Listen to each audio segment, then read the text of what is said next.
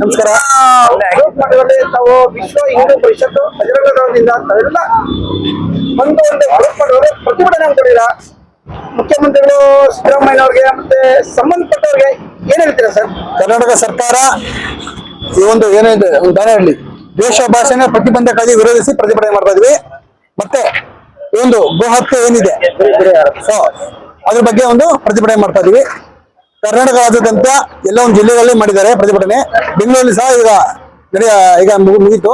ಪ್ರತಿಭಟನೆ ವಿಷಯ ಏನಂದ್ರೆ ಗೋಹತ್ಯೆ ಬಗ್ಗೆ ಒಂದೇನು ಬಿಲ್ ಪಾಸ್ ಮಾಡ್ಬೇಕಂತಿದ್ದಾರೆ. ಅದು ಮಾಡಬಾರ್ದು ಅಂತೇಳಿ ನಾವು ಎಲ್ಲ ಒಂದು ಹಿಂದೂ ಸಂಘಟನೆಗಳು ಹಿಂದೂಗಳು ಸೇರಿ ಪ್ರತಿಭಟನೆ ಮಾಡಿದ್ವಿ. ಸರ್ಕಾರ ಗೋರಕ್ಷಣೆ ಮಾಡಬೇಕು, ಅವ್ರ ಕರ್ತವ್ಯ. ಯಾವುದೇ ಸರ್ಕಾರ ಬಂದ್ರು ಹಾಗೆ ಅದನ್ನ ವಿರೋಧಿಗಳ ತರ ನೋಡ್ತಾ ಇದಾರೆ. ಹಿಂದೂಗಳಾಗ್ಲಿ ಅಥವಾ ಗೋಮಾತೆ ಏನಲ್ಲ. ಸೊ ಆ ರೀತಿ ಮಾಡುವವರೆಗೂ ತಪ್ಪಾಗುತ್ತೆ. ಈ ಒಂದು ಸರ್ಕಾರ ಇದೊಂದು ಪ್ರಮಾಣ ಎಚ್ಚರಿಕೆ ತಗೊಬೇಕು. ಆಗ ಸಂಬಂಧಪಟ್ಟ ಅಧಿಕಾರಿಗಳು ಅಥವಾ ಒಂದು ಸಚಿವರಿದ್ದಾರೆ ಅಥವಾ ಮುಖ್ಯಮಂತ್ರಿಗಳಿದ್ದಾರೆ, ಇದನ್ನ ರದ್ದುಪಡಿಸಬೇಕು. ಯಾವುದೇ ಕಾರಣಕ್ಕೂ ಹಿಂದೂಗಳ ಮೇಲೆ ದಬ್ಬಾಳಿಕೆ ಮಾಡಬಾರ್ದು. ಎಲ್ಲ ಹಿಂದೂಗಳು ಓಟ್ ಹಾಕಿದ್ದಕ್ಕೆ ನಿಮ್ ಸರ್ಕಾರ ಅಧಿಕಾರ ಬಂದಿದೆ ಬಹುಮತವಾಗಿ. ಸೊ ನೀವೆಲ್ಲ ಸೇರಿ ಜನಗಳು ಒಳ್ಳೇದ್ ಮಾಡ್ಬೇಕು ಅಂತ ಹೇಳ್ತೀನಿ ಅವ್ರಿಗೆ.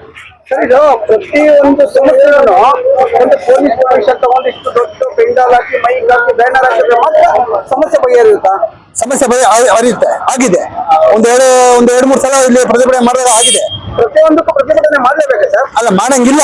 ಅದು ಸರ್ಕಾರಗಳು ಅವರಾಗಿ ಕೆಲಸ ಮಾಡ್ಬೇಕು. ಅವ್ರೇನಾದ್ರೂ ಕೆಲವು ವಿಚಾರಗಳು ಸರಿ ಮಾಡಿಲ್ಲ ಅಂದ್ರೆ ಹಿಂದೂ ಧರ್ಮದ ಮೇಲೆ ಏನಾದ್ರು ಒಂದು ವಿರೋಧ ವ್ಯಕ್ತಪಡಿಸಿದ್ರೆ ಮಾತ್ರ ನಾವುಗಳು ಎಲ್ಲ ಹಿಂದೂಗಳು ಸೇರಿ ಪ್ರತಿಭಟನೆ ಮಾಡ್ತೀವಿ ನಾವು. ಸರ್, ಇದು ಇಷ್ಟು ದೊಡ್ಡ ಮಟ್ಟದಲ್ಲಿ ಒಂದು ಪ್ರತಿಭಟನೆ ನಡೆದಿಲ್ಲ, ಒಂದು ತಲುಪಿದೆಯಾ? 100% ತಲುಪಿದೆ. ಈಗ ಆಲ್ರೆಡಿ ಬಿಲ್ ಪಾಸ್ ಮಾಡ್ಬೇಕಂತ ಇದ್ದಿದ್ರು, ನಿನ್ನೆ ಅದು ರದ್ದು ಆಗಿದೆ.